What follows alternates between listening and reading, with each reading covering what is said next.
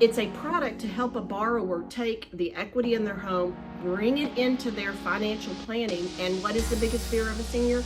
Outliving their money. And so it's a planning tool.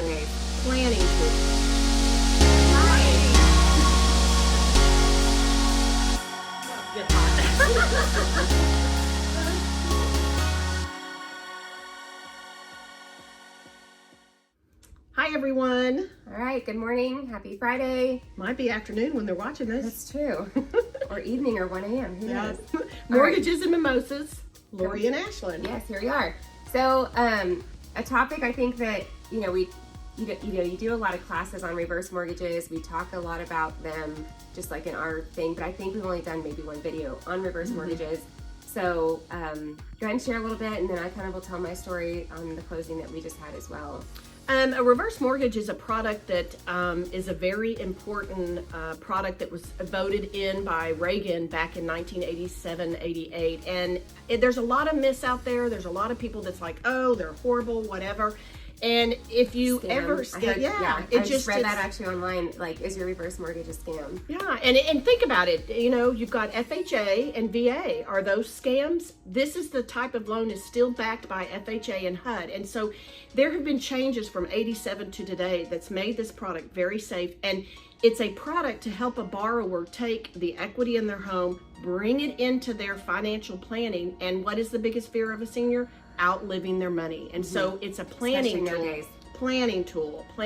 And so again, Ashlyn and I, we've got some serious plans on some of these topics, but we do the number one thing that I'll tell people, and Ashlyn's got a scenario with somebody that she just worked out, is the one thing that I want to tell people is educate. If you are out into the out with your friends or your parents, grandparents, everybody's got somebody that's a senior, and if you hear something that's negative, please say, that may or may not be true. Let's get with somebody and find out if it's true, because don't always just assume anything, even with regular mortgages. Just because you hear it, it's the way that social media is, it's not bad. There are good things about the product. That's a strong product, and it's very safe, and it's a very good product that somebody can then be able to age in place and make sure they don't outlive their income. So really quick, I'm going to ask you a few questions that I get asked a lot about it, and I want you to give me just quick answers for the viewers on, with a reverse mortgage. One of the things is do they make a mortgage payment? They do not make a mortgage payment. They can. It's an optional mortgage payment, but it's not required. Okay, so no mortgage payment for the senior that is has the reverse mortgage. They still, of course, pay their property taxes, their homeowners insurance, their HOA dues, but they do not have they do not have an actual mortgage payment.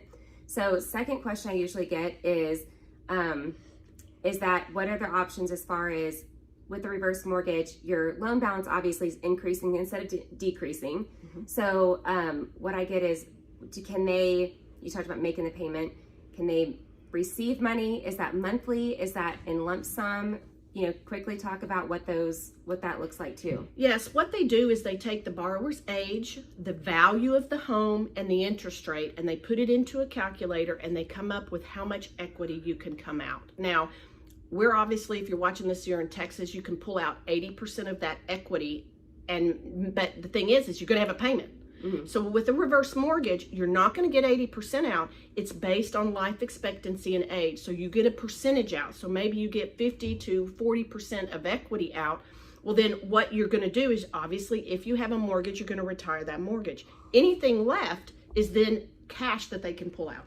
So yes, you can pull out cash, and you can take it out in a line of credit, in a cash payment to yourself, or you can take it out in a payment of two types of payments. And so that's why it's basically, and this is what I tell somebody, you've got your checking account, savings account. Ashlyn and I are not going to have pensions because we're, past that, but we're going to have 401ks, and then we have your house. And so you have all of this money that you want to pull out and make and last out through your retirement. Well, now you're pulling into the equity of your home, and the only way you can pull that equity out is cash out, make payments, sell the house, or do a reverse mortgage, and then pull that out and supplement your income to make it last. So what you're saying is pull that income out, and that's what we see most of 90% of them is what we're doing, besides doing a reverse mortgage purchase, and we'll do another video on that later. Yeah.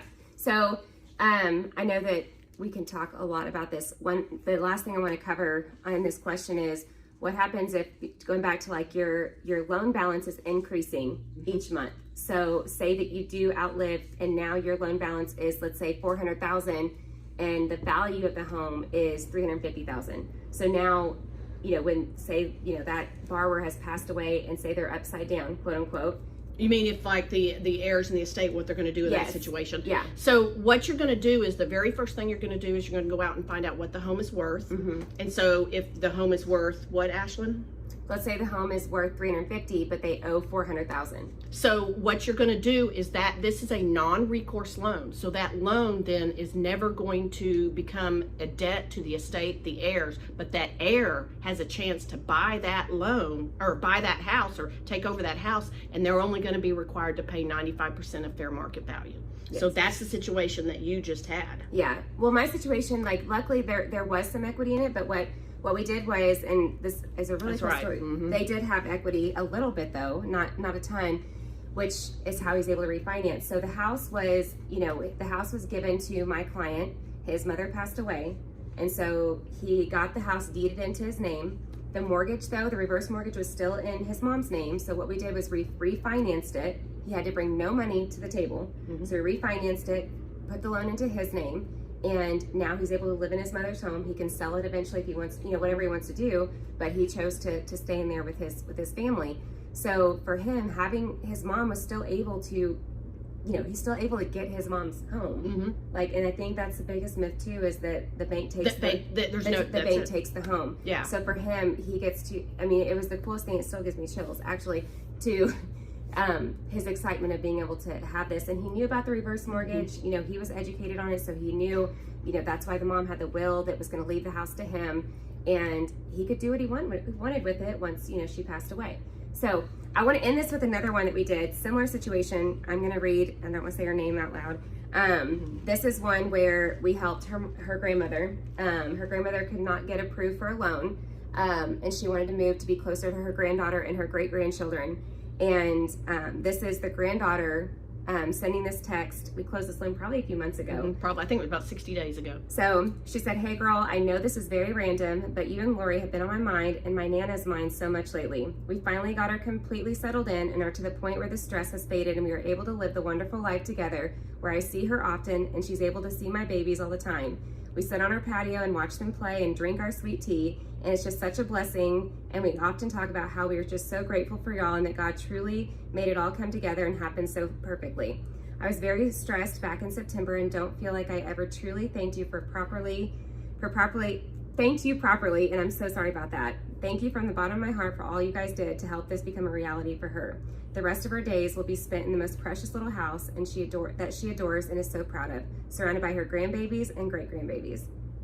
So that's why, I mean, I know this video may be, you know, confusing. We've hopped around a bunch, but hopefully we can do some shorter reels on it that, on you know, reverse mortgages. The bank doesn't own your house. It's not a bad product. We're not going to take the house from you. It's a loan like any other loan, and the purpose, why people do these loans is different than a forward mortgage. It's different. You change people's lives, and just let's to be able to enjoy the last few years, you know, or, you know, some people, I mean, it's 10, 20 years of their life and not feel like they're, you know, have this large mortgage payment, and they're able to qualify the qualification part too, if they don't have enough qualifying income. So anyway, again, I know it's a long video, but something we're very passionate about, would love to share more. And again, I think we should do definitely some more shorter reels just to kind of cover those frequently asked questions. So anyway, all right, everybody have a great weekend, and yeah, cheers. Bye.